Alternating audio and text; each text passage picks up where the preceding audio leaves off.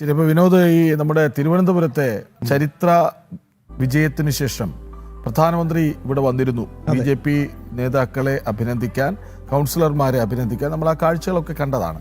അതിനുശേഷം അദ്ദേഹം ചെയ്തത് എന്താ? നിങ്ങൾ ഡൽഹിയിലേക്ക് അവിടെ വെച്ച് ഒരു സ്വീകരണം നൽകേണ്ടതുണ്ട്. നമ്മൾ കഴിഞ്ഞ ദിവസവും പറഞ്ഞതാണ്, ഇപ്പോൾ പ്രധാനമന്ത്രിയെ സംബന്ധിച്ച് ഒരു നഗരസഭ പിടിക്കുന്ന വലിയ കാര്യമൊന്നുമല്ല. പക്ഷേ കേരളം പോലൊരു സംസ്ഥാനത്ത് BJPക്ക് എത്തിപ്പെടാൻ പറ്റില്ലെന്ന് കരുതപ്പെട്ട ഒരിടത്ത് BJP വിജയിക്കുകയാണ്. പതിയെ കയറി വന്ന് വിജയം നേടുന്നു, ചരിത്ര വിജയമാകുന്നു, മേയർ BJP ആകുന്നു. അപ്പോൾ ആ ഇടത്തേക്ക് ക്ഷണിക്കുകയാണ്, വരൂ നിങ്ങളെ ഞങ്ങൾ ഡൽഹിയിൽ വെച്ച് ആദരിക്കാമെന്ന് പറയുക. വലിയ ഒരു ഭാഗ്യമാണ്. പ്രധാനമന്ത്രിയുടെ മുന്നിൽ ചെല്ലുക, പ്രധാനമന്ത്രിയുടെ സ്വീകരണം ഏറ്റുവാങ്ങുക. അപ്പോൾ ആ ഒരു സന്തോഷ നിമിഷത്തിലാണ് 50 കൗൺസിലർമാർ ഇവിടുന്ന് ട്രെയിൻ കയറിയത്. അപ്പോൾ അവര് ഇപ്പോൾ എവിടെയുണ്ടെന്ന് കൃത്യമായി അറിയില്ല. പക്ഷെ ഉച്ചയോടെ ഡൽഹിയിലെത്തും. ഇന്നലെ നാഗ്പൂരിൽ വലിയ സ്വീകരണമാണ് നൽകിയിരുന്നത്. ഏതായാലും സംഘം ഇപ്പോൾ എവിടെയാണ് എന്നറിയണം നമുക്ക്, അല്ലേ? നന്ദഗോപൻ ഒപ്പം ചേരുന്നുണ്ട്. കേരള എക്സ്പ്രസിൽ സഞ്ചരിക്കുന്ന സംഘമാണ് ഉച്ചയോടെ അവിടെ എത്തുക. നാളെ പ്രധാനമന്ത്രിയുടെ ഓഫീസിലും വസതിയിലും സന്ദർശനം നടത്താനുള്ള മഹാഭാഗ്യമാണ് അവർക്കുള്ളത്. നന്ദഗോപൻ, ഇപ്പോൾ ഈ ജനപ്രതിനിധികളുടെ സംഘം എവിടെ എത്തി? ഡൽഹിയിൽ കൃത്യം എപ്പോഴെത്തും? ഗോകുലുണ്ട്, ആ വണ്ടിയിൽ ഗോകുലുണ്ട്.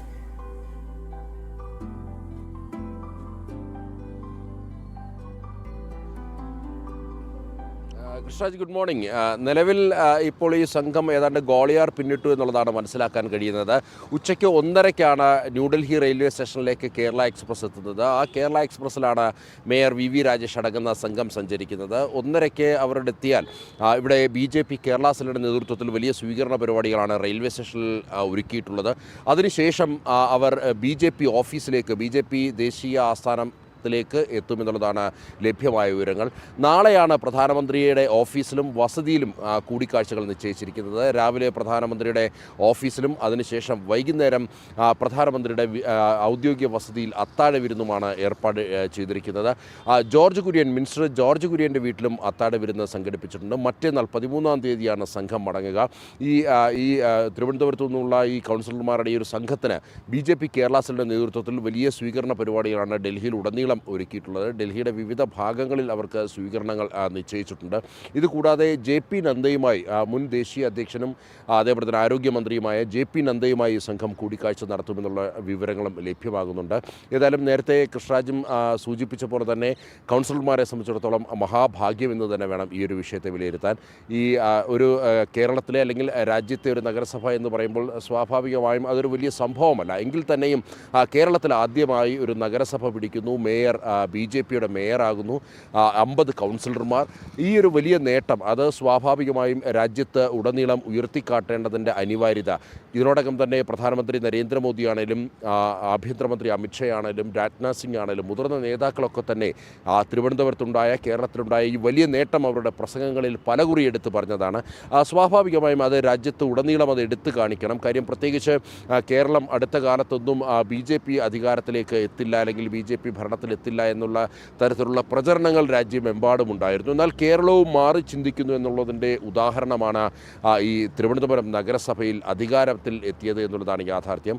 അങ്ങനെ അധികാരത്തിലെത്തിയപ്പോൾ സ്വാഭാവികമായും പ്രധാനമന്ത്രി അവിടെ എത്തി അവരെ അഭിനന്ദിക്കുവാൻ തയ്യാറായി എന്നുള്ളത് അത് കേരളത്തെ സംബന്ധിച്ചിടത്തോളം, തിരുവനന്തപുരത്തെ സംബന്ധിച്ചിടത്തോളം വലിയ അംഗീകാരമായി മാറിയിരുന്നു. തിരുവനന്തപുരത്തിന് എത്രമാത്രം കേന്ദ്ര സർക്കാർ, പ്രധാനമന്ത്രി ശ്രദ്ധ കേന്ദ്രീകരിക്കുന്നു അല്ലെങ്കിൽ എത്രമാത്രം പ്രാധാന്യം നൽകുന്നു എന്നുള്ളതിൻ്റെ ഉദാഹരണമാണ്. ശേഷമാണ് പ്രധാനമന്ത്രി ഈ കൗൺസിലർമാരെ ഡൽഹിയിലേക്ക് ക്ഷണിച്ചതും അതിൻ്റെ അടിസ്ഥാനത്തിൽ മെനിങ്ങാന്നവർ തിരുവനന്തപുരത്തു നിന്നും യാത്ര ആരംഭിച്ചതും. നിലവിൽ കേരള എക്സ്പ്രസ് റൈറ്റ് ടൈമിലാണ് ഓടിക്കൊണ്ടിരിക്കുന്നത്. ഏതാണ്ട് ഉച്ചയ്ക്ക് 1:30 സംഘം ന്യൂഡൽഹി റെയിൽവേ സ്റ്റേഷനിലെത്തും. കൃഷ്ണരാജ്. അതെ, ഉച്ചയ്ക്ക് 1:30 സംഘം ഡൽഹിയിലെത്തുന്നു. നാളെയാണ് പ്രധാനമന്ത്രിയുമായിട്ടുള്ള ഔദ്യോഗികമായ കൂടിക്കാഴ്ച നടക്കുന്നത്. എന്തായാലും കേരളത്തെ സംബന്ധിച്ച് വലിയ അഭിമാനകരമായ നേട്ടം തന്നെയാണ്.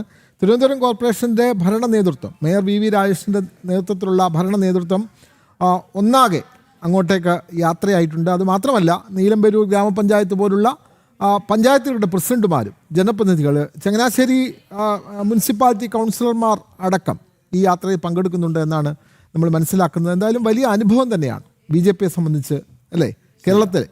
കേരളത്തെ സംബന്ധിച്ച് വലിയ അനുഭവം തന്നെ. അവർക്ക് പാർലമെൻറ്റ് കാണാൻ അവസരം ലഭിക്കുന്നു, പ്രധാനമന്ത്രിയുടെ ഔദ്യോഗിക വസതിയിൽ അവർക്ക് സന്ദർശനത്തിന് അനുമതി ലഭിക്കുന്നു. ഭരണ നേതൃത്വത്തിലുള്ളവരുമായി തദ്ദേശ സ്ഥാപനങ്ങളിലെ വികസനങ്ങളടക്കം ചർച്ച ചെയ്യാൻ ഈ അവസരം ഉപകാരപ്പെടുമെന്നുള്ള കാര്യത്തിൽ സംശയമില്ല.